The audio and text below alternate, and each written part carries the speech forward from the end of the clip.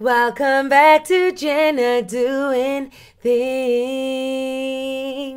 Yeah. Before we get into our recap for The Real Housewives of Cape Town, episode 2, go and hit that subscribe button now.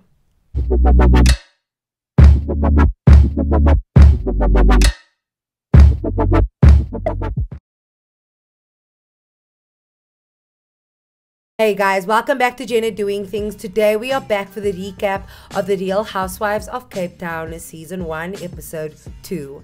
When we ended off last week's episode, it was clear that Tatou was going to get all of the smoke this episode, and I must say, it didn't disappoint. We ended off last week's episode with a blow-up at Cabo between Miss Leo and Ruxie. So Tatou and Beverly meet up early morning to talk fitness, health, and what they think about the rest of the housewives.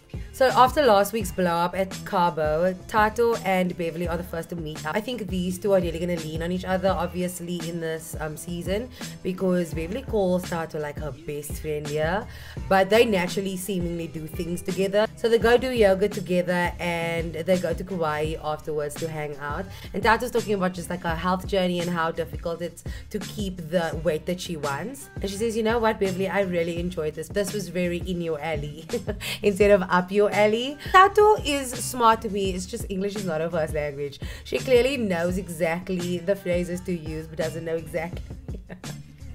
And it just made me giggle again. I love Tatou.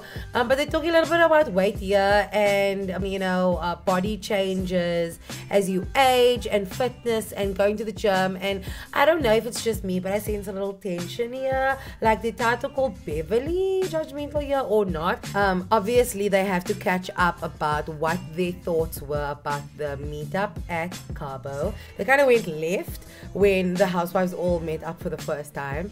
And we just hear from Tatou and Beverly what they think of the girls. Tatou says she loves Miss Leo, and I'm just like, you aren't seeing what she's saying about you. Okay, but she did say you have a bad week to her face, so maybe she feels like she's genuine. They agree that Camilla is a little bit of a shit stirrer and that she's a fake sangoma. With Ruxie, they both agree that we just would rather say nothing about Ruxie. Like, she's gonna beat us the fuck up. We love her. We love you, Ruxie. These shady ass bitches, especially Beverly, who was getting fillers on the previous episode, is saying like, yeah, she told me that she got a procedure done. This is now Ruxie. And then Tatou was now too scared to say anything because Ruxie's gonna fuck her up, is now saying, maybe we need a second opinion, or maybe she needs to get a refund. Bitch, I know you are not calling out Ruxie with your ugly ass wig last week. Stop. Tatou then invites Beverly to a sobrage at Labourie. The invitation is also extended to the other girls. And she's like, there's just this beautiful winemaker for Beverly. And like, they're both single and they will just match. And I'm like, aren't you supposed to be a winemaker, Tatou? We then catch up with Rushta at her home, and it's very cute. Her sons are in the background. She's very much giving modern day mom. She's catching up with her assistant about the event that they invited the housewives to, which one of her teas she'll be gifting the housewives. You know, the assistant asked, but was there any drama? And she's like, yeah. But she says in her diaries, which is looking very cute, might I add, that she's, it was just the first meeting. She's still wanting to get to know the girls. But I want to pause here to say that a lot of the other women in this episode, you'll see do scenes with other housewives, but other than group meetups, we've only seen Rushta alone. So I'm hoping in the upcoming episodes we'll see her interact with the other housewives more. In the next scene, we finally get to meet Mr. Leo, who goes on a dinner with his wife. I love the wig that she's wearing here. I love that the wives are giving us different wigs on all of the different episodes. I'm loving it. I also love the dress that Mr. Leo is wearing here. She looks gorgeous. She's really glowing. She has beautiful skin. But anyway, she's meeting up with her husband and trying to get him a little drunk, trying to get him relaxed, and they're doing fine dining that he doesn't give a shit about. He's like, I would rather eat traditional food at home, babes. Like, what is this? I don't want to eat this. I don't eat this. And she's trying to just make him comfortable for this quote that she had for their upcoming first birthday bash that they are throwing for their 1-year-old son. She said, when I gave birth to this child, I knew I was going to be throwing extravagant birthday parties for him. So we knew what we were getting ourselves into. But he said this quote is way too much. The quotes that she has for this birthday party is 120k, and that's after a 20k discount. I am so excited to see this fucking birthday party because it better be doing the things. At the meetup at Laburi, we get a beautiful, wonderful display of African timing people. It's Tatou's event, but she arrives late. Like, even Beverly is there before her. But like, I feel like Beverly knows better. Like, just come late purposefully. Like, if you're a person that comes early even, and you know that you are friends with Tatou who comes late, and you're with a bunch of people of color, like, just plan to come late, girl. When Tatou arrives there, Beverly's like, you're late. And she's like, I'm sorry. But in her video diary, she's like, I'm sorry. You know how black people are. Like, Beverly, you should know better. You fooled yourself. Adushas walks in and she's late coming from gym and she looks stunning. Like, I love this entire outfit.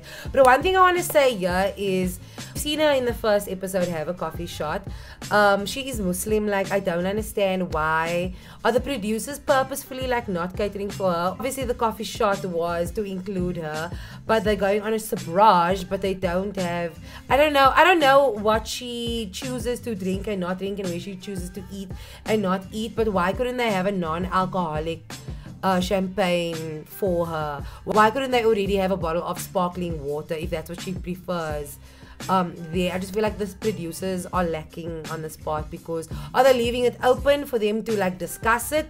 Must she now speak up so there can be a talking point before she is catered for? But I just feel like she had to walk in without a glass now because they weren't prepared in the first place. The three housewives can't wait anymore, so they go to their, assigned seating with their table, and Beverly's just like, I'm sorry, they clearly didn't know who was coming because I need a table for my bag. And tell me if you believe in this. Like, do you put your bag on the floor or do you not put your bag on the floor? Loveline arrives late with a hat that doesn't fit her head properly. I don't know what. This outfit is doing too much for me.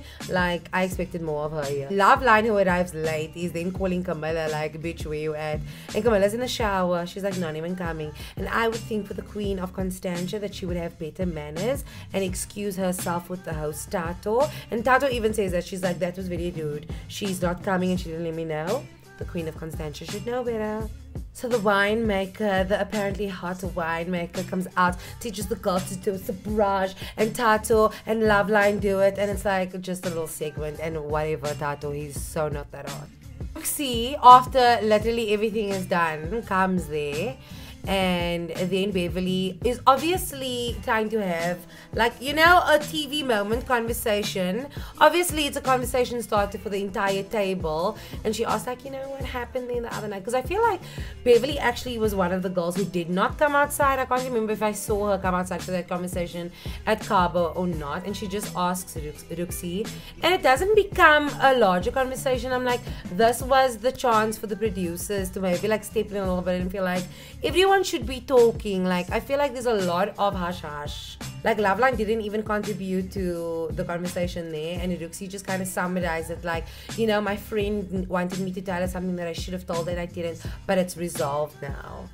And I feel like that should have maybe become a little bit of a conversation starter between the girls. Usually, on the Real Housewives that I watch, everyone chips in and gives their opinion.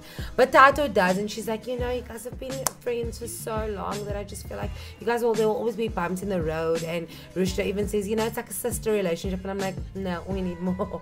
I need everyone to give their petty fucking opinions. But what does get discussed is that Tatou says that after she left, she had a conversation. Either that there was a conversation that happened that basically labeled Tatou as someone who doesn't like people who date foreigners. And everyone feels like she was just trying to cover her tracks in that moment. But isn't she with a foreigner? Like, I don't understand what happened. I feel like we need to come out and say what is actually happening. Say, we had a conversation with this, and if there was a conversation after Cabo, that should have been filmed and that should have been shown to us in this episode so that we know what people are referring to, because there's a lot of things happening and us as the audience, we are being left out. She cleared it up quickly at the table. She clearly doesn't want no smoke from Ruxie or Loveline, because both of them in their video diaries are like, because she can get it if she wants it. And she says, I'm just making it clear, like, I have no problem with who anyone dates. In the next scene, it seems like Beverly just had a little bit of a procedure, and her and her daughter wake up with full glam, like slicked back hair, like matching perfect pajamas that wasn't slept in, and they're just having some cranberry or whatever fucking tea, and they have a little emotional moment, and her daughter just goes into a like full on TV crying moment of like how proud she is of her mom, and like, I look up to you, and I wish I could be half the woman that you are one day, and blah blah blah blah. It was like, is this an endearing moment? It all just seemed a little bit curated to me.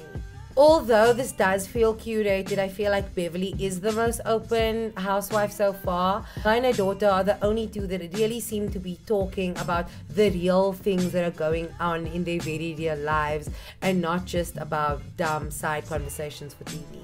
Leo and Camilla meet up, which is the weirdest duo ever, but this is why I say it's so weird. It was like standing out to me that Adushas not doing scenes with the other housewives like one-on-one or whatever, because this was such a weird combo for me to see together. But Miss Leo does visit Camilla, and I don't know, was Camilla not told that they were filming that day? Because she comes over and Camilla's still in bed and then has to get ready, and then they just go for a drive in the car. Like, what? On this car ride, you know, they're kind of catching up about how the event was at La Bourrie, I think. And you know what Camilla says, you know, and I wonder if this is a producer's little, you know, work, because I hope it is, because that would be good. She says, I've got a very strong sixth sense, and I'm worried about Tatou. I don't know her, but I'm worried. Camilla says that she identifies something in Tatou that happened to her. She was with an abusive man, controlling abusive man, and she senses that that is the kind of relationship that Tatou is in. And that's a huge allegation to make, just like off of meeting the lady one time and having a strong sixth sense. But Leo, Mrs. Leo does say she feels the same way, or she like gets that same vibe, because she kind of saw that behavior from him the other day at the La Bourrie event when he forced Tatou to leave even though she was the host. Again, we are not seeing any of this, and this is weird because weren't they filming? They are leaving the audience out because they now have to have this conversation so that we are let in about this information. But the camera crew wasn't there, so why are we not getting film or footage of this for the episode? I will say Miss Leo does try to kill it. She says, like, I don't think it does necessarily have to be with being abusive. They also mentioned that it might have been a thing of he felt like Tatou was too intoxicated, and that's why he pulled her away in like an overprotective move more than like manipulative and abusive. But then she also says whenever Tatou's ready to talk about it, you know, she will. So I feel like there's multiple allegations going on here, because it's not like you an abusive, manipulative relationship, but also you have this alcohol problem, which we've kind of seen that storyline develop from episode 1. But I feel like the audience could have had a little bit of decision making about what this really is if we saw the footage. If the girl speculating was not enough to kind of run home the storyline that Tatou is in an abusive, you know, manipulative relationship and she's an alcoholic, then the next scene for Adushas, you know, event, that seals the deal that this is now like what Tatou is being exposed for in this episode. She really is getting all the smoke. Adusha has this event where she invites all the girls together and everyone, you know, takes their own time to get there. But, you know, the dress codes are just so wrong. Like, was Leo's dress doesn't even fit her, and Camilla, like, you need a stylist, babe. Ruxie was pissed when she got there because she's like in this high tea wear with the hat, and she's like, no one's fucking wearing a hat. They obviously have this high tea at night event so that Adush can share her teas from her brand. So it's just like, you know, business branding brought together with just like an excuse for the housewives to get together. But Tatou arrives very late and walking in, she's holding on to the fucking walls, and someone who cannot ever stop talking almost has nothing to say. She said she went to a pop-up event first where she got drunk, obviously. But you know you're coming to work. You need to film. You are coming to another event. If you have another event before that, then so be it. But don't get gesaved. And then apparently, you know, the stories are changing. Like, she said she had to walk from Camps Bay to wherever this event was. But her and her husband were, or her and her baby daddy were fighting in the car. But now, if there wasn't a car, like, what actually happened? There's just so much confusion because Tatou is dik gesaved. All the housewives are like taking turns doing musical chairs because they are trying to figure out what is going on with Tatou. And you know, I agree, like, I hate it when people are like that at parties. Like, no one died, why must everyone now come? And this event just like changed for us all to get to know each other. It's now all the focus is on Tatou, and I think that all the attention she wanted in the first episode she now has, but now in such a negative way. And it's like no one can figure out what's going on, but alcohol is clearly a problem. She says to the table, I had to walk here, Muhammad in the car, just fucked out. Like, I don't know what that means. But she's like confused because Beverly says, yeah, I can see that you're not okay. And she's like, what, really? Can you tell? She says to Beverly, you know what happened now? Shit happened. Rusha in the back is talking about, we just spoke about this in the week, GBV. What is going on right now? In the video diary, she explains that the fight was actually about her partner not wanting her to drink or get drunk at the previous event, knowing that she has to come to this filming. Turns out she got pissed off and walked out the event and then walked to this event. She's talking to literally all the girls and they're trying to figure out what's going on with you. Rush's just like, why didn't you call us? And Ruxie says, you know what? And she's having really like a heart-to-heart moment with her, saying, like, I can see what you are going through because I went through the same thing. But Tatou is so drunk that she is like zoning out in front of her. And then she has the audacity to say she's a little bit tipsy.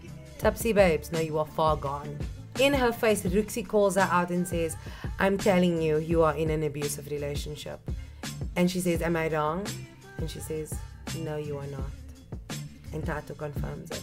And then Rush ends the dinner and goes, sorry to interrupt your intimate conversations, but I just want to say thank you. Here's some tea. I'm so going to steal that from now on. Thank you. I love it. But it's like just as we are getting to, you know, getting to the real core of the situation here with Tatou, it ends. The episode ends there and they show us a little trailer of what we can look forward to in the next season. More of one-on-one with Ruxie and Tatou, and I'm so excited to see them really get to a heart-to-heart. Like, let's really get to, you know, the real shit going on in your lives. We also get to see the 120,000 Rand birthday party for a 1-year-old. I literally cannot wait. Although I felt like this episode threw a lot at us, I feel like there's a lot of gaps, and I just hope that we are going to get to explore all of it this season. That's it for my recap today for episode 2 of The Real Housewives of Cape Town. Let me know what you thought about this episode and join the conversation down below in the comments. Give this video a thumbs up if you enjoyed it, and don't forget to subscribe so that you stay up to date with all of Jenna Doing Things. Thank you so much for watching. Bye!